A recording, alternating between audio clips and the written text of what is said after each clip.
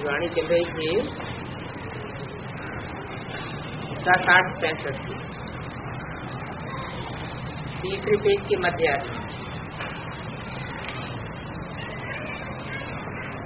बात चल रही थी। हम आत्माएं निराकारी दुनिया में रहती हैं और यहाँ पार्ट बजाने आती हैं। इस समय तुम बच्चों को सारी नॉलेज है, कैसे नंबरवार हर एक धर्म वाले अपने अपने पार्ट अनुसार आते हैं। इसको अविनाशी ड्रामा कहा जाता है और ये बात किसी की बुद्धि में नहीं है सिवाय तुम्हारे। हम बेहद ड्रामा के एक्टर्स हैं ना, बेहद की इसकी जाग्राफी को व अपने जन्मों को जानते हैं। तुम बच्चे समझा भी सकते हैं, बाप तुम बच्चों को कितना रिफ्रेश करते हैं। इसमें भी नंबरवार पुरुषार्थ अनुसार है रिफ्रेश करने में। उनको तो बड़ी खुशी रहती है, बाबा हमको सत्य ज्ञान सुनाते हैं और कोई भी दुनिया का मनुष्य सत्य ज्ञान दे नहीं सकता, जानते ही नहीं, इसलिए इसको अज्ञान अंधेरी कहा जाता है। अभी तुम जानते हो हम अज्ञान अंधेरे से कैसे आए हैं, फिर ज्ञान के सोजरे में कैसे जाते हैं, ये भी नंबरवार समझा सकते हैं। घोर अंधियारा और घोर सोजरा किसको कहा जाता है, ये अक्षर बेहद से ही लगते हैं। ब्रह्मा का दिन और ब्रह्मा की रात, दिन होता है तो घोर सोजरा भी होता है, ब्रह्मा की रात होती है तो घोर अंधियारा भी होता है। आधा कल्प सोजरा और आधा कल्प अंधियारा, रात और दिन, सांझ और सवेरा, ये सब बेहद की बातें हैं। हद का सांझ सवेरा नहीं है। बाप तो बेहद की बातें सुनाते, तुम बच्चों की बुद्धि में है बेहद की बातें, क्योंकि बाप आकर के बेहद का ज्ञान देते हैं और सभी शास्त्रों का सार समझाते हैं। ऐसे नहीं कि भारत के ही शास्त्रों का सार समझाते, बाइबल और कुरान का भी सार समझाते। आगे चल के जब बड़े बड़े धर्म पिताएं निकलेंगे तो ईश्वरीय ज्ञान के आधार पर वो अपने ही ग्रंथों की टीका टिप्पणी ईश्वरीय ज्ञान के अनुसार करने लग पड़े। ये जो भी शास्त्र पढ़ते हैं, दान पुण्य आदि कुछ भी करते रहते हैं, इनमें तो अल्पकाल का सुख मिलता है। आप कहते हैं इनसे मैं नहीं मिलता हूँ, जो मैं इन्हों को विश्व का मालिक बनाऊं, इन बातों से मैं मिलता नहीं। ये भी समझते हो सभी तो विश्व का मालिक नहीं बन सकते। विश्व का मालिक बना तो नंबरवार पुरुषार्थ अनुसार ही पावेंगे, और मालिक तो सिर्फ वो बनेंगे जिनको बाप पढ़ाते। क्या पढ़ने वालों में भी आपस में एक दूसरे से पढ़ाई पढ़ने लग पड़ते हैं, उनको भी मालिकाना नहीं मिलेगा विश्व का। किनको मिलेगा? जो सिर्फ बाप, एक बाप से पढ़ाई पढ़ते हैं, जिन्होंने कल पहले पद पाया है वही राजयोग सीखते हैं। सारी दुनिया तो राजयोग नहीं सीखती है। कोटों में कोई पढ़ते हैं, कितने करोड़, 500 करोड़ है दुनिया में, और बाप की पढ़ाई पढ़ने वाले कोटों में से कोई और कोई में से भी कोई निकलते। इतना राजयोग सीखते सीखते, इतने वर्ष पढ़ते हुए फिर भी ऐसी पढ़ाई को छोड़ देते। पाप कहते हैं माया कितनी प्रबल है, बिल्कुल ही बेसमझ बनाई देती है। ऐसा बाप जो स्वर्ग का भरोसा देते हैं उनको भी छोड़ देते हैं, आरती दे देते हैं। पाप कहते हैं कल्प कल्प ऐसा होता आया है जिसके लिए अक्षर है आश्चर्यवत पश्यति कच्चिदैनम, गीता में प्रसिद्ध श्लोक है। कोई किस रूप में देखता है उसको, कोई किस रूप में देखता है। पाप कहते हैं आश्चर्यवत, पाप का बनंती सुनंती और भागंती हो जाते हैं। समझते हैं बरोबर हम स्वर्ग के मालिक बनते हैं फिर भी भागंती दे देते हैं। पाप जानते हैं इनका देश नहीं है क्या, जो भागंती दे देते हैं बाप को पहचान कर, इनका अपना कोई देश पक्का देश नहीं है, कन्वर्ट होने वाले हैं। ये माया है जो इनको तूफान में लाती रहती है। ऐसी सजनियां जिनको श्रृंगार करके स्वर्ग की महारानी बनाता हूँ वो भी छोड़ देते हैं। क्या स्वर्ग में कितनी महारानियां होंगी हैं? अरे स्वर्ग तो सत्यु को कहा जाता है ना, वहाँ कितनी महारानियां होंगी? 8 महारानियां होंगी, 8 महाराजा होंगे। तो जो 8 महारानियां बनने वाली है, महारानियों का पद पाने वाली है, वो परमात्मा बाप को पहचानती तो होंगी ना। पहचानती है और पहचानने के बाद भी फिर छोड़ देती नहीं। सत्यु के 8वें नारायण के साथ जो महारानी होगी वो दूसरे जन्म में कन्वर्ट नहीं होगी। तो जब कन्वर्ट होगी तो छोड़ेगी नहीं, सच्चे रास्ते को नहीं छोड़ेगी। छोड़ेगी शूटिंग कहाँ होगी? शूटिंग तो यही होगी ना। बोला जिनको महारानी बनाते हैं वो भी छोड़ देते हैं। बाप फिर भी कहते हैं जिससे सगाई होती है उन्हीं को याद करना चाहिए। याद कोई फट से नहीं ठहरेगी। क्या याद की प्रैक्टिस करनी पड़ती है। भक्ति मार्ग में भी गाय ने अभ्यास से वैराग्य से गई थे। अभ्यास करने से ही आत्मा एकाग्र होती है। आधा कल्प नाम रूप में फंसे हो 63 जन्म भांति भांति के नाम और रूप में बुद्धि फंसी है। तो प्रैक्टिस तो फंसने की पड़ गई ना। अभी अपन को आत्मा समझ बाप को याद करें ये बड़ा मुश्किल है। सच में तुम आत्माभिमानी बनते हो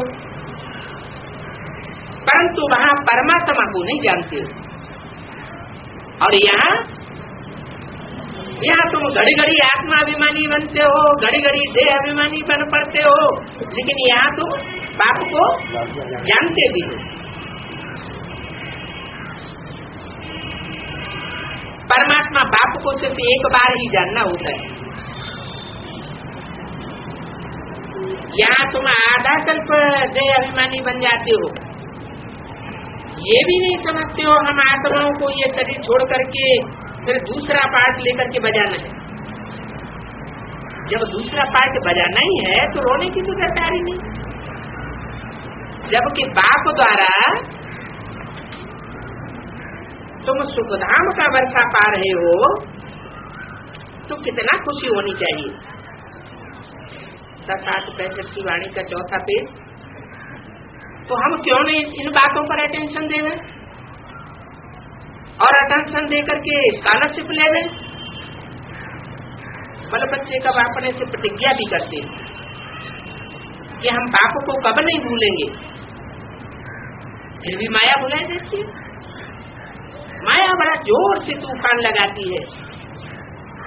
जितना जितना जितना हम स्त्री अब रहना चाहते हैं, परंतु माया होने नहीं देती है। युद्ध का मैदान है ना, एक तरफ है प्रबल माया और दूसरी तरफ है प्रबल बाबा। माया भी उतनी ही शक्तिवान बनती है जितना बाबा शक्तिवान है। तो अभी की युद्ध की बातें शास्त्रों में लिखी हुई है, क्या? चाहे रामायण हो, चाहे महाभारत हो, चाहे देवासुर संग्राम हो, शास्त्रों में जितनी भी बाहुबल की युद्ध की बातें लिखी हुई है देवताओं और असुरों के बीच में, वो कहाँ की यादगार है? अभी संगम युद्ध की यादगार। नहीं तो वास्तव में देवताएं कोई लड़ाई नहीं लड़ रहे। देवताओं को लड़ाई लड़ने की क्या दरकार? वो तो सुख में जीवन जीते हैं। ये आसुरी दुनिया है, इसे इस द्वैतवादी दुनिया में लड़ाई झगड़े होते हैं। देवताएं तो होते हैं अद्वैत, जहाँ अद्वैत होता है वहाँ लड़ाई झगड़े की बात ही नहीं होती है। तो यहाँ माया बड़ी प्रबल है। अभी की युद्ध की बात है तो तुम 5 विकारों पर जीत पहनते हो। एक ही बाप को याद करने से 5 विकारों पर जीत पहनने में बल मिलेगा। अगर औरों को याद किया, विचारी याद की, तो बाप की जो शक्ति है वो अब विचारी शक्ति प्राप्त नहीं हो सकती, क्योंकि हमको तो इस दुनिया को छोड़ करके वापस परम धाम जाना है। क्या बोला है गीता में? जो मनुष्यों ने गीता लिखी उसमें भी लिखा हुआ है। कहाँ जाना है? न तत् भासयते सूर्यो न शशांको न पावक। जहाँ चंद्रमा का, सूर्य का, अग्नि का प्रकाश नहीं पहुँच सकता, वहाँ जाना है। यद्गत्वा न निवर्तन्ते तद्धाम परमं मम। जहाँ जाकर के मनुष्य आत्माएं इस मृत्युलोक में वापस नहीं आती, इस दुख की दुनिया में वापस नहीं आती, वह मेरा परम धाम। वहाँ जाने के बाद ऐसे नहीं कि ये सृष्टि रहती नहीं है, सृष्टि तो रहती है, लेकिन आत्माएं सुख की सृष्टि में वापस आती है। बाप के घर से कोई भी बच्चा जो भी लौटेगा परम धाम से इस सृष्टि पर आकर के दुख नहीं हो सकता। पहले सुखी जीवन और बाद में धीरे धीरे संग के रंग में आने से दुखी जीवन हो जाता है। तो हमको तो परम धाम वापस जाना है, इस पुराने शरीर को छोड़ देना। छोड़ देना क्या खुदगसी करनी है? खुदगसी नहीं करनी है, ऐसी आत्मिक स्थिति में स्थित होना है, ऐसा पक्का अभ्यास करना है। मैं आत्मा 4 ज्योति बिंदु स्वरूप प्रकृति के बीच में चमकता हुआ ऐसा सितारा हूँ, देह नहीं हूँ। इस बात का ऐसा पक्का अभ्यास करना है कि शरीर अलग मालूम पड़े और आत्मा अलग दिखाई पड़े। जैसे हम आत्मा ज्योति बिंदु बिंदु बिंदु आत्माओं की रोशनी इन आंखों से निकलती है। इस आत्मा की यादगार में मस्तक में भ्रकुटी के बीच में टीका लगाते हैं, बिंदु लगाते हैं, लेकिन लगाने वाले ये भूल चुके हैं कि हम एक स्टार आत्मा है। सिर्फ ऐसे दिखावटी टीका या बिंदी लगा रहे हैं। ऋषियों महर्षियों ने जब ये परंपरा बनाई थी तो इसलिए बनाई थी कि एक दूसरे को देख करके आत्म की स्थिति बनी रहे। ये मिट्टी की देह याद न आए, क्योंकि बुद्धि जिसको याद करती है वैसी ही बुद्धि बन जाती है। चोर डकैतों के साथ रहने वालों की बुद्धि चोर डकैतों जैसी बन जाती। आत्मिक स्थिति में रहने वालों के साथ जो रहेंगे, ऐसा संग करेंगे तो उनकी आत्मिक स्थिति बनेगी। हम आत्मा जैसे ज्योति बिंदु है, वैसे बिंदु बिंदु आत्माओं का बाप परम पिता परमात्मा से भी ज्योति बिंदु है। वो ज्योति बिंदु जन्म मरण के चक्र से न्यारा है, जन्म मरण के चक्र में नहीं आता, सदा शिव है, सदैव परम धाम का रहने वाला है, ऊंची स्टेज का रहने वाला है। उसके लिए गायन है, ऊंचा तेरा धाम, ऊंचा तेरा नाम, ऊंचा तेरा काम। वो इस पाप की सृष्टि में व्यापक नहीं है, जैसे गीता का वचन है, सद्धाम परमम मम, मैं उस परम धाम का रहने वाला हूँ। तो जो परम धाम का रहने वाला स्वयं ही बताए रहा है, वो इस दुनिया में व्यापक कैसे हो गया? ये मनुष्यों का ज्ञान है। चारों ओर परमात्मा को ढूंढा, कहीं नहीं मिला, तो सिर्फ वो हम कह के बैठे, जहाँ देखो वहाँ परमात्मा ही परमात्मा, कण कण में भगवान। मुसलमान लोग भी कहने लगे जर्रे जर्रे में भगवान है। सभी धर्मावलंबी इस बात को मानने लगे कि परमात्मा सर्वव्यापी है। परमात्मा बाप आकर के कहते हैं, बच्चे मैं सर्वव्यापी नहीं। इस सर्वव्यापी के ज्ञान ने तुम्हारी बुद्धि को भटकाए दिया। कोई मंदिर में भटका, कोई मस्जिद में भटका, कोई गुरुद्वारे में भटका, कोई तीर्थों में भटका। बुद्धि भटक जाने से एकाग्र बुद्धि नहीं हो सकी। अभी मैं आकर बताए रहा हूं, इस 5 तत्वों की दुनिया से परे एक और लोक है, तुरीया लोक, ब्रह्मलोक जिसे कहते हैं, परमधाम जिसे कहते हैं। अंग्रेज लोग उसको कहते हैं सुप्रीम एबोर्ड, मुसलमान कहते हैं खुदा अर्श में रहने वाला है, फर्श में रहने वाला नहीं। पहले कहते थे, अभी तो वो भी प्रभाव में आ गए। तो ऐसा ऊंचा करता, ऐसा ऊंचा काम करने वाला जो इस सृष्टि पर जब आता है तो सारी सृष्टि को पलट के जाता है, कलयुग को बदल करके सतयुग बना करके जाता है। कलयुग है पाप का युग, पाप के युग को बदल करके सतयुग में देवताओं की पुण्यात्माओं की दुनिया बनाता है। और शास्त्रों में भी लिखा हुआ है, सतयुग में देवताओं का राज्य था, लक्ष्मी नारायण का राज्य था। लक्ष्मी नारायण के राज्य में सब सुखी थे। नारायण को 16 कला संपूर्ण कहा जाता है, सर्वगुण संपन्न, 16 कला संपूर्ण, संपूर्ण हिंसक मर्यादा पुरुषोत्तम कहा जाता है। तो ऐसी दुनिया बनाने के लिए मैं आता हूँ। चाहते भी हैं इस पाप की दुनिया से दूर कहीं ले जाए। तो इस पुराने पाप की दुनिया में इस पुराने पाप के शरीर को छोड़ देना, बुद्धियोग से छोड़ने की बात है, खुदकशी करके छोड़ने की बात नहीं है। ऐसा अभ्यास करना है आत्मिक स्थिति का। पाप को भूल जाने से फिर योग बल नहीं रहता है, क्योंकि सिखाने वाला जो पाप है उसी को भूल जाएंगे तो फिर योग बल कैसे है?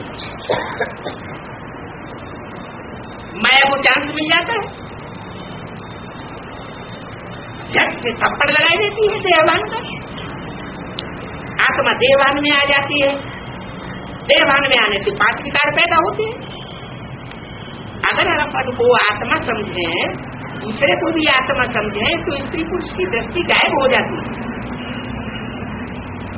स्त्री पुरुष की दृष्टि ही नहीं रहेगी तो काम विकार भी नहीं होगा, कामेश क्रोधेश भी नहीं होंगे। कामनाओं की पूर्ति नहीं होती है तो क्रोध में आते हैं। तो आत्मिक स्थिति 5 विकारों से दूर रखने वाली, और मैं देह हूं, ये देहभान की स्थिति, दूसरों को देह के रूप में देखने की स्थिति, ये 5 विकारों को पैदा करती है। सबसे बड़ा है काम का थप्पड़।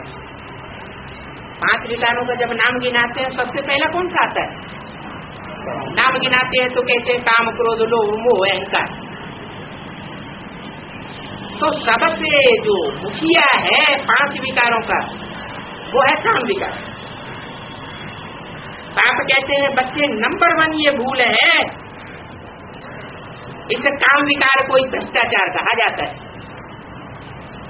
भ्रष्टाचार और श्रेष्ठाचार। देवताएं होते हैं श्रेष्ठाचारी और राक्षस होते हैं भ्रष्टाचारी। खास सारी दुनिया राक्षसों की हो गई।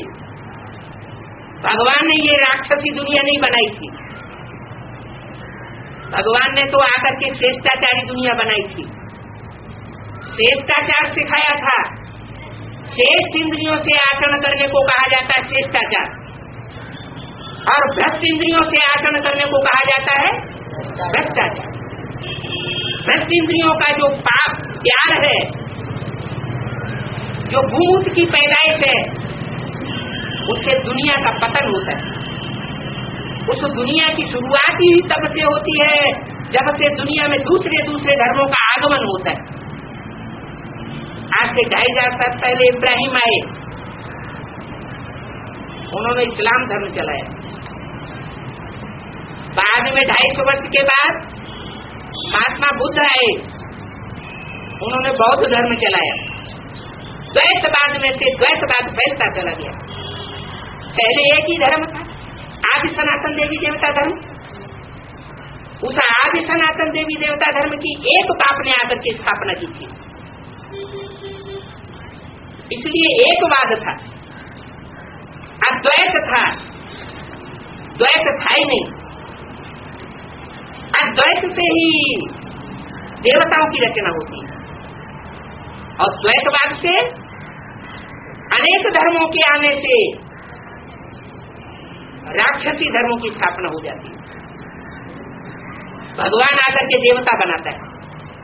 गीता में जो ज्ञान है, अर्जुन को ऐसा ज्ञान दिया जो नर से नारायण बना। नारी द्रौपदी को ऐसा ज्ञान दिया जो नारी से नारायणी बनी। ये शिक्षा आकर के बाप ही देते, परंतु गलती से उस गीता में साकार देवता का नाम डाल दिया।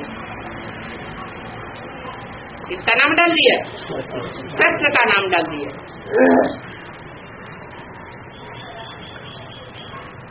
गीता में तो कई एक श्लोक है जो ये बताते हैं कि गीता का उपदेश देने वाला निराकार है, साकार नहीं है। वो निराकार शिव ही सृष्टि पर आकर के गीता का ज्ञान देता है। वो जन्म मरण के चक्कर से जरूर नहीं आ रहा है, लेकिन गीता में शब्द आया है प्रवेश तुम, मैं प्रवेश करने योग्य हूँ। तो जब मैं प्रवेश करने योग्य हूँ, जैसे भूत प्रेत भी प्रवेश कर सकते हैं, तो क्या मैं प्रवेश नहीं कर सकता? वो इस शक्ति पर आकर के, इस शक्ति के रंगमंच के जो हीरो हीरोइन पार्टधारी हैं, राम और कृष्ण, उन आत्माओं में आकर प्रवेश करता है। जब प्रवेश करता है तो उनका सतयुग का और त्रेता का नाम बदल जाता है। वही आत्मा जन्म लेते लेते 84 के चक्र में आते, अंतिम जन्म में आकर के साधारण मनुष्य तन बनता है। उस साधारण मनुष्य तन में आकर के परमात्मा नाम उनका नामकरण करता है, ब्रह्मा और शंकर। ये 2 आत्माएं,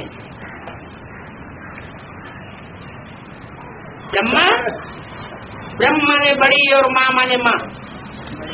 दुनिया की बड़े से बड़ी माँ, बड़ा काम करेगा तो बड़ी माँ हो। और माताओं ने इतना प्यार नहीं दिया होगा। जितना ब्रह्मा ने सृष्टि को कार्य किया दिया होगा। तो काम के आधार पर नाम पड़े शास्त्रों में। शास्त्रों के कोई भी नाम उठा के देख लो, जैसा काम वैसा। दुर्योधन, दुशासन, अर्जुन, युधिष्ठिर, सारे नाम तो अर्थ सहित है ना। तो वो इस समय पाठ चल रहा है। परमात्मा बाप आकर के एक एक बात की हिस्से हिस्से करके समझा रहा है, बता रहा है कि बच्चे अब ये पाप की दुनिया खलास होने वाली। पाप की दुनिया खलास होगी तो पाप और पुण्य से परे की दुनिया में तुम्हें जाना है। पहले वो है ब्रह्मलोक, मेरा धाम, जहाँ न पाप होता है न पुण्य होता है। वहाँ तुम आत्मा बिंदु बिंदु रूप स्टेज में रहती हो। बिंदु बिंदु रूप स्टेज से जब इस सृष्टि पर वापस आती हो तब तुम्हें शरीर मिलता है। तो जो नई शक्ति चलती है उस नई शक्ति का मैं आकर के ज्ञान दे रहा हूँ। कैसे नई शक्ति शुरू होगी और कैसे इतनी बड़ी 500-700 करोड़ मनुष्यों की शक्ति तलाश होनी है, वो आकर के मैं अभी बताता हूँ। एक तरफ विनाश का ज्ञान देता हूँ और दूसरी तरफ स्थापना का ज्ञान देता हूँ। आज से 65-70 साल पहले एटॉमिक एनर्जी का नाम निशान नहीं था। सिर्फ शास्त्रों में गाते आते हैं हर हर बम बम। बम बम शब्द को शंकर जी के साथ जोड़ते हैं, क्योंकि शंकर का काम है पुरानी शक्ति का विनाश करना। तो पुरानी शक्ति का विनाश करने वाला जब इस शक्ति पर आ जाता है तो नई शक्ति की स्थापना करने वाला भी जरूर आता होगा। वो है परम पिता परमात्मा शिव। लेकिन गलती से लोगों ने समझ लिया शिव शंकर एक है। अरे शिव को शिवलिंग के रूप में दिखाया जाता है। पुराने जितने भी मंदिर हैं उनमें बाजू में देवताओं को जो दिखाया जाता है शिवलिंग के चारों ओर, उनमें एक मुख्य स्थान पर शंकर जी को दिखाया जाता है। वहीं सामने शिवलिंग रखा हुआ है मंदिर के बीच में, और वहीं चारों तरफ शंकर की मूर्ति और दूसरे देवताओं की मूर्ति रखी हुई है। तो इससे क्या पहचाना नहीं जा सकता? उन देवताओं के बीच में बड़ा देवता, महान देव, महादेवता कौन है? महादेव है शंकर, बाकी सब नंबरदार है। तो देवता को और भगवान को मिला के एक कर दिया है, उसका भी कारण है। शिव को ब्रह्मा के साथ मिला के क्यों नहीं कर दिया? विष्णु के साथ मिला के क्यों नहीं कर दिया? शिव को शंकर के साथ क्यों मिलाया?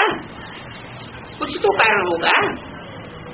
कारण यही है कि शंकर को जो याद की अवस्था में बैठाया दिखाया जाता है, वो याद में इतना तल्लीन होता है शिव ज्योति बिंदु की याद में। जिस शिव ज्योति बिंदु का बड़ा आकार शिवलिंग दिखाते हैं, इतनी एकाग्रता, इतना लवलीन और कोई देवात्मा नहीं हो सकती। इसलिए शिव और शंकर को एक कर दिया है। बाकी ऐसा नहीं है कि शिव की आत्मा और शंकर की आत्मा एक है। शिव अलग है, शंकर अलग है। शंकर को याद में बैठे हुए दिखाया गया। चित्रों में देखो, मूर्तियों में देखो, तो उससे क्या साबित होता है? अगर शंकर भगवान है तो उसे भी किसी की याद करने की दरकार है? उसको भी ध्यान में बैठने की दरकार है क्या? नहीं। तो स्वयं ध्यान स्वरूप है, ज्योति बिंदु स्वरूप है, वो तो सदा शिव है। उसको कोई पुरुषार्थ करने की दरकार नहीं है। किसको? सुप्रीम सोल शिव को। वो जिसमें प्रवेश करता है उसका नाम संसार में शंकर विश्वनाथ प्रसिद्ध होता है। उसको विश्व की बादशाही मिलती है।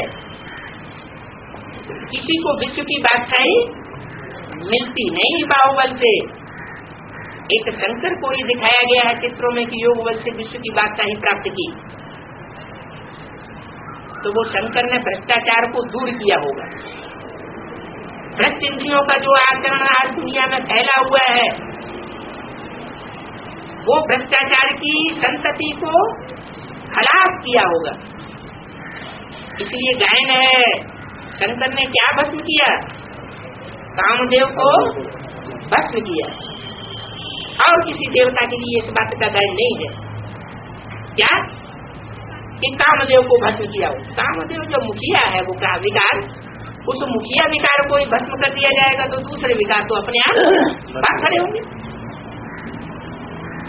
तो असली जो भ्रष्टाचार है, उस भ्रष्टाचार को अंत करने वाला आज तक कोई दुनिया में हुआ ही नहीं। बड़े से बड़े धर्म पिताएं आए इस धरती पर, इब्राहिम आए, बुद्ध आए, क्राइस्ट आए, गुरु नानक आए, विवेकानंद आए, लेकिन भ्रष्टाचार और बढ़ता ही गया। तो उनके आने से फायदा क्या हुआ?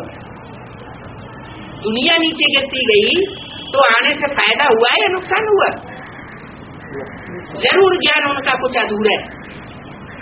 वास्तव में जो संपूर्ण शिव इस सृष्टि पर आता है तो ऐसा संपूर्ण ज्ञान देता है कि इस दुनिया से भ्रष्टाचार का नाम निशान अंत हो जाता है। जो भी सृष्टि पर रहती है, चाहे वो जानवर हो, चाहे पशु पक्षी हो, चाहे मनुष्य हो, सब श्रेष्ठ इंद्रियों से आचरण करने वाले होते हैं। जैसे मोर हमारे भारतवर्ष का आज भी राष्ट्रीय पक्षी माना जाता है। क्यों माना जाता है? दूसरे पक्षी को क्यों नहीं उदाहरण देते? राष्ट्रीय पक्षी को दूसरे पक्षी को मान लेते, क्योंकि सभी पक्षी मैथुन से शक्ति पैदा कर रहे थे। एक मोर ही ऐसा है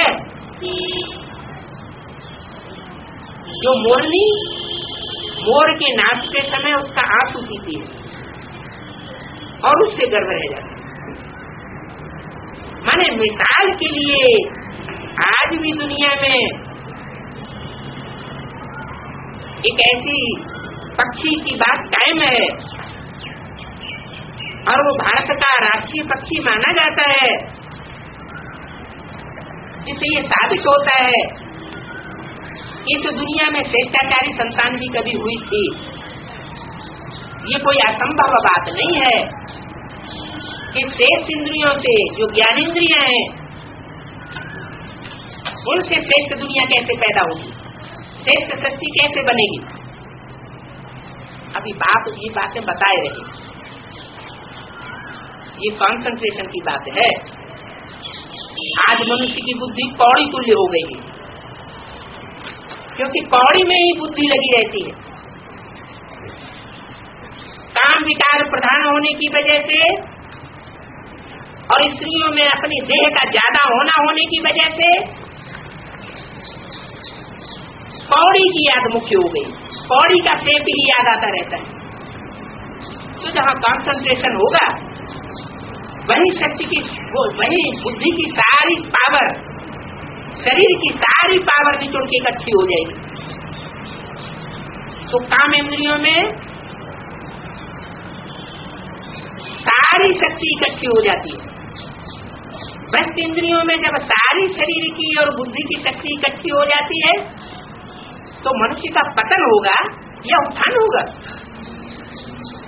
पतन होगा। वो प्यार भ्रष्टाचारी प्यार, भ्रष्टाचारी प्यार से जो संतति पैदा होती है वो भ्रष्ट आचरण करने वाली होती है। जो भी बच्चे आज पैदा हो रहे हैं वो मोस्टली दुखदायी पैदा हो रहे हैं। माँ बाप को ही दुख देने लग पड़ते हैं।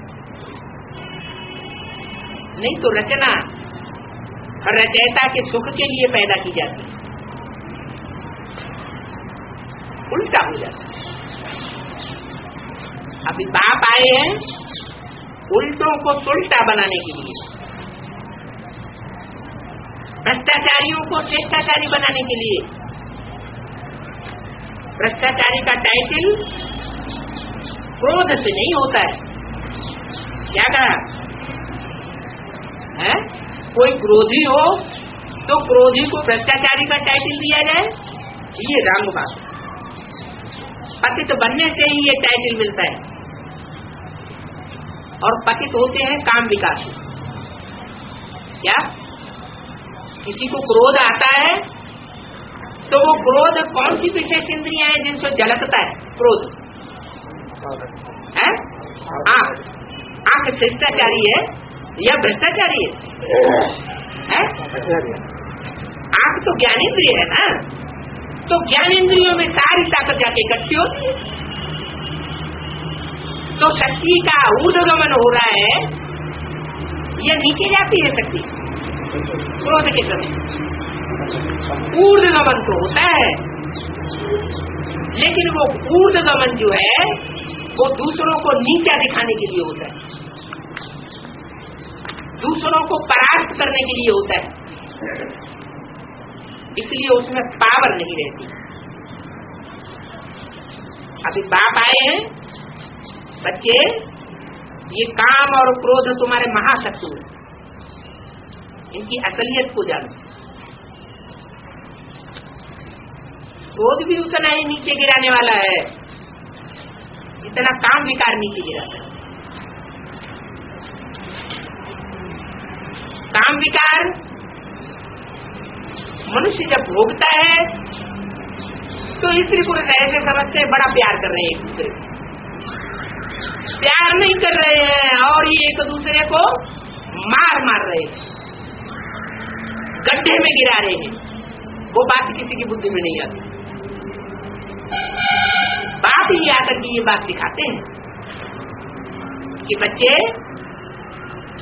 अब तुम शिष्टाचारी बनो। तो बताया क्रोध से पतित नहीं बनते हैं, काम विकार से ही पतित बनते हैं। इसलिए रणिया मारते रहते हैं, हे पतित पावन आओ। क्या? हे पतितों को पावन बनाने वाले बाप इस सृष्टि पर आओ। तो पावन जरूर बनना पड़ेगा। किसको बुलाते हैं?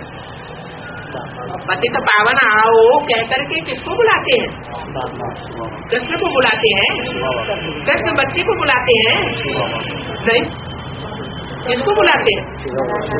पतित पावन का टाइटल किसके साथ जुड़ा हुआ है? शिव के साथ जुड़ा हुआ है, विष्णु के साथ जुड़ा हुआ है नहीं, किसके साथ जुड़ा हुआ है? पतित पावन सीता। तो पतित पावन जो सीताराम का टाइटल है, उनको जो बुलाते हैं वही पतित से पावन बनते हैं। जो पतित पावन कह करके बुलाते नहीं, वो पतित से पावन बनते भी नहीं। रणिया मारते रहते हैं, पतित पावन आओ। तो जरूर पावन बनना पड़े, क्योंकि जन्म जन्मांतर तुमने ही बुलाया है। पतित पावन बाप को, राम बाप को बुलाया है, तो तुमको पावन बनना पड़े और बाप को आकर बनाना। बार बार बोलते हैं पतित पावन आओ, पतित पावन आओ, पतित पावन मना रणिया मारते। मुख्य बात ये है पवित्रता की। इस ज्ञान में मुख्य धारणा कौन सी सिखाई जाती है? जितनी भी धारणाएं सिखाई जाती है उनमें मुख्य धारणा कौन सी है? पवित्रता की। फर्स्ट प्योरिटी आ जाए तो पीस और प्रॉस्पेरिटी जीवन में आप ही फॉलो करेगी। बाप आकर के कोई नई बातें नहीं सुनाते हैं, क्या है? वही सारी शास्त्रों की बातें।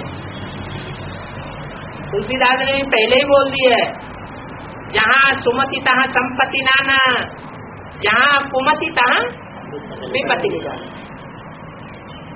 जहाँ सुंदरमती होती है वहाँ पीस एंड प्रॉस्पेरिटी अपने आप आती है। सुंदरमती होती है तो पवित्रता होती है, आंखों में भी पवित्रता होती है, कर्मेंद्रियों में भी पवित्रता होती है। प्योरिटी नहीं होगी तो पीस और प्रॉस्पेरिटी फॉलो ही नहीं करेगी। अभी ब्राह्मणों के जीवन में भी देख लो, क्या कोई कहेगा वो 40 साल से 50 साल से ब्राह्मण है, 50 साल से ब्राह्मण है और पीस और प्रॉस्पेरिटी जीवन में दिखाई नहीं पड़ती, तो क्या कहेंगे? सुख और शांति, प्रॉस्पेरिटी दिखाई नहीं पड़ती है तो क्या कहेंगे, प्योर है या इम्प्योर है? ज्ञान को धारण किया है अथवा नहीं धारण किया है? जरूर धारणा नहीं की। प्योरिटी होती है बाप के साथ योग लगाने, क्या? और दूसरों के साथ योग लगाने से प्योरिटी नहीं आएगी। एक बाप के साथ बुद्धि योग लगाएंगे तो प्योरिटी जरूर आएगी। तुम काम को जीत लेंगे तो और सारे ही विकार तुम्हारी शरण में आ जाएंगे। क्या? एक काम को जीता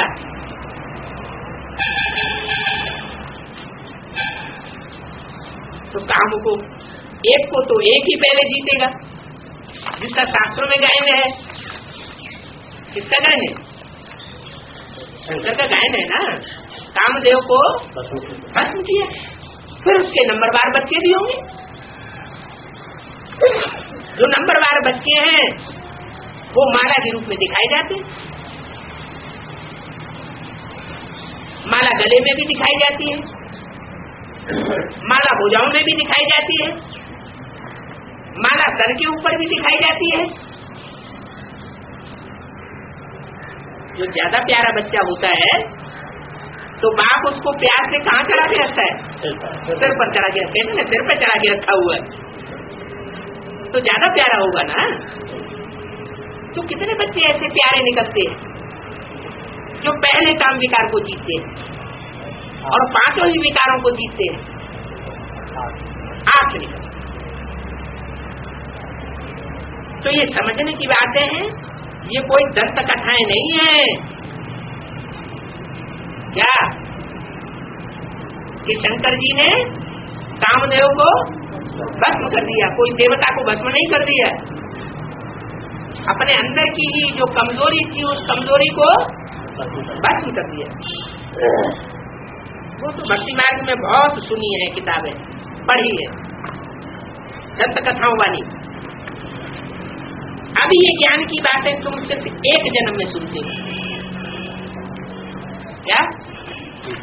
वो कथाएं तो पढ़ते आए, शास्त्रों में सुनते आए और सुनाते आए, बुद्धि में कुछ भी बैठा नहीं। अभी बाप आकर के उनका अर्थ समझाते, अभी तुम्हारी बुद्धि में बैठता है। इसलिए इस जन्म को सफल करने के लिए बाप आते। शास्त्रों में भी लिखा हुआ है मनुष्य का जन्म बहुत दुर्लभ है, लेकिन अर्थ को नहीं समझते। अरे मनुष्यों ने तो मनुष्य बनकर के जन्म लिए 63 जन्म से, द्वापर युग से ही मनुष्य जन्म होता चला आया। उससे पहले तो देवताओं के जन्म होते थे। तो मनुष्य जन्म दुर्लभ हुआ, ये सिर्फ कहने की बात कह दी, अर्थ तो नहीं समझा। मनुष्य का अर्थ भी तो होगा। मनु की औलाद मनुष्य, जैसे विष्णु के फॉलोअर वैष्णव, शिव के फॉलोअर शैव, एक मात्रा बढ़ जाती है बच्चे के अर्थ में, फॉलोअर के अर्थ में। ब्रह्मा के फॉलोअर ब्राह्मण। तो ऐसे ही अर्थ लगता है। मनु कहा जाता है जो मन का पार्ट बजाता है। परमात्मा से सुप्रीम सोल आते हैं तो उनकी तीनों शक्तियां साथ साथ आती है। कौन सी 3 शक्तियां हैं हर आत्मा की? मन बुद्धि संस्कार। तो सुप्रीम सोल की भी 3 शक्तियां हैं, मन रूपी ब्रह्मा, बुद्ध रूपी तीसरा नेत्र शंकर और परिवर्तन शक्ति विष्णु। ये 3 शक्तियों के साथ परमात्मा से भी शक्ति पर आता है। पहले इस संसार में किस शक्ति के द्वारा प्रत्यक्ष होता है? मन के द्वारा।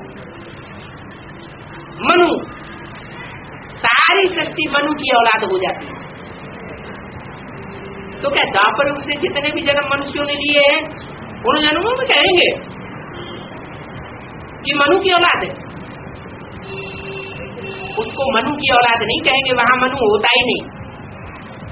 मनु कब होता है? संगम युग में होता है।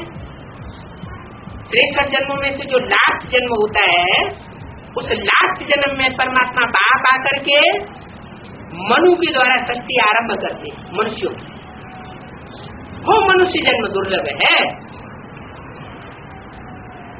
तो शास्त्रों में तो अगड़म पगड़म अर्थ लिख दिए, शब्दों के सही अर्थों को ही नहीं पकड़ा है। बाप आकर के एक एक बात के हिज्जे करके बताते हैं। इस जन्म को सफल बनाने के लिए मैं आया हुआ हूँ। दिन प्रतिदिन विनाश का समय नजदीक आता जाता है। क्या इतना नजदीक आता जाता है? बहुत नजदीक। पहले बोलते थे 75 में विनाश होगा, है? कितना नजदीक बताई दिया? 76 में तो हुआ ही नहीं, है? हुआ नहीं हुआ है? अरे कोई चीज की शुरुआत होती है तो वो शुरुआत सबकी नजरों में नहीं आती। दुनिया की हर चीज की शुरुआत सूक्ष्म में होती है। तो ऐसे नहीं कहेंगे कि 77 में विनाश शुरू नहीं हुआ। बाहर की दुनिया की तो बाबा ने बात ही नहीं की थी। पहले ब्राह्मणों की दुनिया में कल्याणकारी विनाश जरूरी है कि बाहर की दुनिया में जरूरी है? विनाश कल्याणकारी है या अकल्याणकारी है? कल्याणकारी है। तो विनाश जो कल्याणकारी है उसकी शुरुआत ब्राह्मणों की दुनिया से 76 में बाबा ने घोषणा कर दी। तो क्या बाबा ने झूठ बोल दिया? झूठ तो नहीं बोला। समझने वालों की समझ की कमी हो सकती है। बाबा ने तो स्पष्ट बोल दिया 77 से पुरानी दुनिया का विनाश, नई दुनिया की स्थापना। अब जो करे सो पावे। क्या करे? आप हुए तो मर गई दुनिया। इस बाहर की दुनिया से अपने को जिसने मार दिया उसके लिए दुनिया मर गई। इस दुनिया से, पुरानी दुनिया से कुछ लेना देना नहीं। जो कुछ भी लेना देना है, जो बाप आकर के नया संगठन बनाए रहे हैं, उस नए संगठन से ही प्राप्ति होनी है। वो नए संगठन रूपी दुनिया ही नई दुनिया लाएगा। तो 77 से कोई आत्मा तो होगी जिसके लिए विनाश शुरू हुआ। कौन सी आत्माएं हुई? लक्ष्मी नारायण, इनके लिए बोला है मुरली में। क्या बोला? इन लक्ष्मी नारायण का जन्म कब हुआ? आज से 10 वर्ष कम 5000 वर्ष हुए। तो सन 65-66 की इस मुरली में से जब हम अर्थ निकालेंगे तो 65-66 से 5000 वर्ष के पुराने जो कल्प की तरफ हम उल्टे चले तो कहाँ पहुँचेंगे? कहाँ जाकर के हो जाएगा? 76 में 5000 वर्ष पूरा हो जाएगा। 76 में होगा कि 65 में होगा? 65 में होगा। 65 में चलाई गई वाली। आज से 5000 वर्ष पूर्व। तो 5000 वर्ष पूर्व कहाँ हुआ? 65 में हुआ ना। फिर उसमें बोल दिया 10 वर्ष कम। आज से 10 वर्ष कम 5000 वर्ष हुए। तो 10 वर्ष कम 5000 वर्ष है। उस वाणी के अनुसार कब हुए? 76 में हुए, जब इन लक्ष्मी नारायण का जन्म हुआ। तो स्थूल बुद्धियों ने समझ लिया कोई स्थूल जन्म हुआ होगा। अरे बाप सब कुछ बेहद की बातें करते हैं। जैसे बच्चा पेट में से बाहर आता है तो गुप्त से प्रत्यक्ष हुआ ना। उस प्रत्यक्ष होने को ही तो जन्म कहा जाता है। तो ऐसे ही ब्राह्मणों की संगमिक दुनिया में लक्ष्मी नारायण की आत्माएं जब से प्रत्यक्ष हुई, प्रत्यक्षता रूपी जन्म लिया, तो उनका जैसे जन्म हुआ। तो कोई तो ब्राह्मण होंगे 76 में। जिन्होंने इस बात की गहराई को समझा होगा कि कौन सी आत्माएं आने वाली नई दुनिया में लक्ष्मी नारायण बनने वाली है, होंगी या नहीं होंगी, जरूर समझने वाली ऐसी होंगी और उसके प्रूफ भी मिलने चाहिए।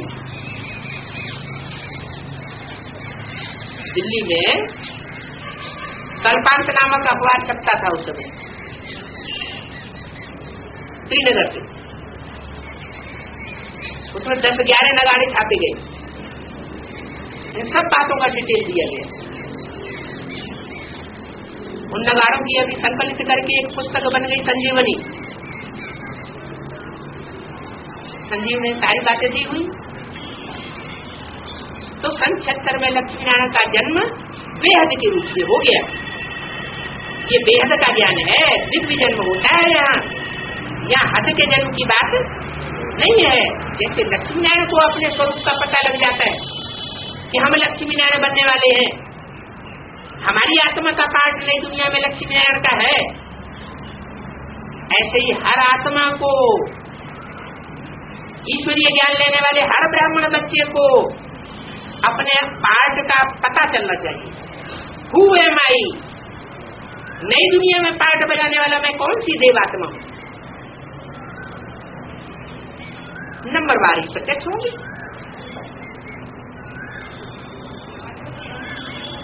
तो जरूर जो देव पद पाने वाले अष्टदेव होंगे वो पहले प्रत्यक्ष होंगे। त्रिमूर्ति तो प्रत्यक्ष होती ही है पहले, लेकिन वो सूर्यवंशी देवताएं पहले प्रत्यक्ष होते हैं। तो बताया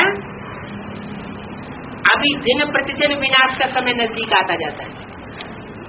यहाँ कौन से विनाश की बात की, आरंभिक विनाश की बात की या अंत के विनाश की बात की है?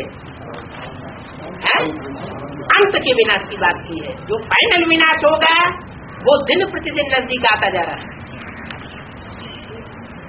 हालांकि ये वाणी तो ब्रह्मा बाबा जब जीवित थे उसी समय की बात है।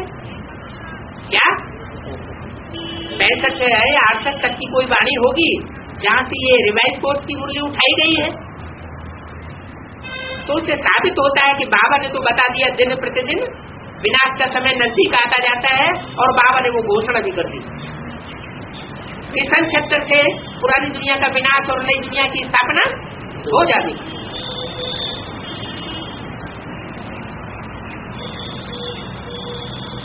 जब विनाश का समय नजदीक आता है फिर पढ़ाई खलास हो जाती है। सन 76 से क्या पढ़ाई खलास हो गई है? अरे बेसिक की जो पढ़ाई उस समय पढ़ रहे थे ब्रह्मा बाबा और ब्राह्मण बच्चे, वो पढ़ाई पूरी हो गई। जिनको क्लास ट्रांसफर करना था, क्लास को ट्रांसफर करना शुरू हो गया। अभी भी क्लास ट्रांसफर हो रहे, बेसिक की पढ़ाई उनकी खलास हो गई और अब आगे की एडवांस की पढ़ाई उनको पूरी करनी। जैसे जनक पिछाड़ी में आया, क्या जब पढ़ाई बेसिक की खलास होना शुरू हुई उस समय जनक आया या लास्ट में आया? जनक कब आया? पिछाड़ी में आया ना। जब जनक पिछाड़ी में आया तो पिछाड़ी में आकर के उसने जरूर संपूर्ण सरेंडर कर दिया होगा, बल संपूर्ण सरेंडर किया, लेकिन लास्ट में उतनी प्रैक्टिस न होने के कारण योग में रहने का समय नहीं मिलता। इतना जितना ऊंच पद पाना चाहिए उतना ऊंच पद नहीं पाया। जनक किसका नाम है शास्त्रों में? सीता जी के पिताजी का नाम जनक है। सीता कौन है? अरे राम होगा तो सीता भी कोई होगी ना, है? सीता और गीता। तो बोला सच्ची दिल पर साहब राजी होता है। माना जो एक बार बाप को पहचान ले फिर बीच में छोड़े नहीं, लगातार लगा रहे, तो वो है सच्ची दिल। और इधर उधर दिल भटक गई तो वही झूठी दिल। तो सच्चे दिल पर साहब राजी होता है। और सब शास्त्रों में दंत कथाएं हैं, ढेर की ढेर कथाएं सुनते रहते हैं। ये तो बीज को और झाड़ को जानता है,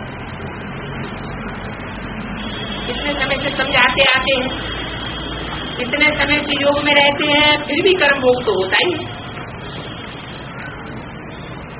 क्या कहा? इतने लंबे समय से पुरुषार्थ कर रहे हैं, फिर भी कर्म भोग क्यों पकड़ रहा है? क्योंकि 63 जन्म का जो किए हुए विकर्म है, पाप कर्म है, वो अभी पूरे नहीं हुए। कर्मातीत अवस्था इसलिए अंत में आ गई।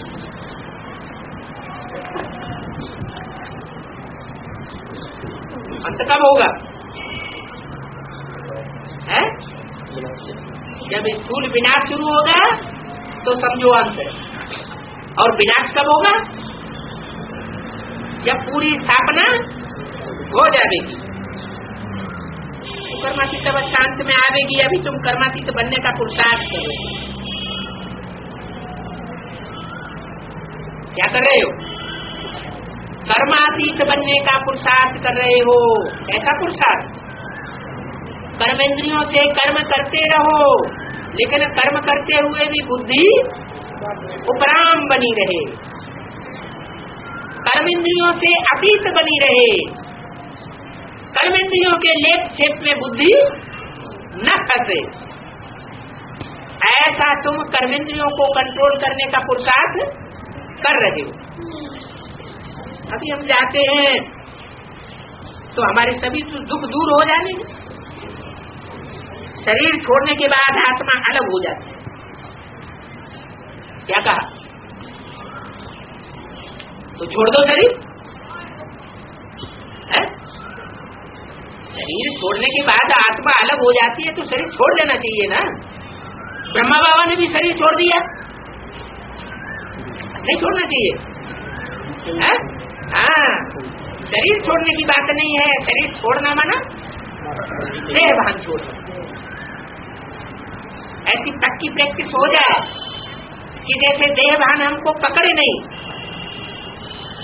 काम क्रोध लोभ मोह अहंकार हमारे ऊपर असर ही न करे। वो तब होगा जब पिछले 63 जन्मों का हिसाब किताब चुकतू हो जाएगा, और तब ही रिजल्ट निकलेगी। पहले से रिजल्ट नहीं निकल सकती। देरी से आने वालों को और ही जाती उमंग आता है। क्या कहा? जो जितना देरी से आते हैं ज्ञान में, उनको ज्यादा उमंग क्यों आता है? कारण क्या है? उनको ज्यादा गर्मी क्यों चढ़ जाती है? अरे सूरज सवेरे को निकलता है तो किरणें कैसी होती है? ठंडी ठंडी होती है, और दोपहर को सूरज की किरण तीखी हो जाती है, तो गर्मी चढ़ेगी ना। तो यही बात है। ज्ञान सूर्य जैसे जैसे ऊपर चढ़ता जाता है, वैसे वैसे नई आत्माओं को रोशनी और ताकत ज्यादा मिलती जाती है। रिफाइन किया हुआ ज्ञान मिलता है, इसलिए उनका जोश बढ़ता चला जाता है। नारायणी नशा दिन दूना रात चौगुना बढ़ता है। तो देरी से आने वालों को और ही जाती उमंग आता है। लास्ट सो फास्ट हो सकते हैं, और पुराने थक जाते हैं। क्यों? पुराने क्यों थक जाते हैं? ठीक से ज्ञान नहीं उठाया हुआ है तो पुरानों में थकान आ जाती है। न देरी से आने वाले पुरुषार्थ में लग जाते हैं। जो नए नए आते हैं वो देरी से आए हैं फिर भी पुरुषार्थ में लग जाते हैं। बाप कहते हैं पीछे आने वाले भी आगे जा सकते हैं। कंपल्सन नहीं बताया क्या कि जितने पीछे आएंगे सब आगे चले जाएंगे, नहीं। एडवांस में जो भी पीछे आते हैं उनमें ये संभावना ज्यादा होती है कि चाहे तो वो आगे जा सकते हैं। सारा मदार योग पर है। क्या कहा? ये नहीं कहा कि भाग दौड़ पर मदार है, मेले मलाखड़े लगाने पर मदार है, या भाषणबाजी करने पर मदार है। क्या बताया? सारा बुद्धि योग की एकाग्रता के ऊपर मदार है। याद घड़ी घड़ी भूल जाती है, इसलिए माया थप्पड़ लगा देती है। अगर याद की स्थिति एकाग्र बनी रहे तो माया बीच में इंटरफियर नहीं कर सकती। पुरुषार्थ करके प्यारे बाप को याद करते रहो। तुम जानते हो पढ़ाई से ही हम ऊंच पद पाएंगे। क्या योग में लग जाने का मतलब ये नहीं हुआ कि हम योग में लग गए तो हमने बाप को पूरा पूरा पहचान लिया। क्या मैं जो हूँ और जैसा हूँ वैसा कोई फोटो में कोई है जो मेरे को बल्ला पहचानते हैं, और जितना पहचानते हैं उतना ही प्राप्ति करते हैं। पढ़ाई ऊंची पढ़ेगा तो ऊंच पद पावेगा। लौकिक दुनिया में भी ऐसे होता है। तो बोला बच्चों को अच्छा पुरुषार्थ करना चाहिए। बुद्धि में ये बात नहीं आनी चाहिए कि हम पीछे आए हैं। तुम्हारी बुद्धि में बेहद का बाप हमको पढ़ाई रहा है, ये बैठा हुआ है और इनके द्वारा पढ़ाई रहा है। क्या कहा है? इस द्वारा पढ़ाई रहा है या इनके द्वारा पढ़ाई रहा है? इनके द्वारा। माना कोई दो है कम से कम जिनके द्वारा पढ़ाता है। माँ के द्वारा पढ़ाता है और बाप के द्वारा पढ़ाता है। ये दो आकर के इकट्ठे हुए। क्या कहा? जब दोनों आकर के इकट्ठे हो जाते हैं तो क्या होता है? विष्णु बन जाता है। बाप और माता, रावण उनको बिछुड़ाई देता है। अब दोनों मिलकर के जब एक हो जाते हैं तो विष्णु का राज्य शुरू हो जाता है।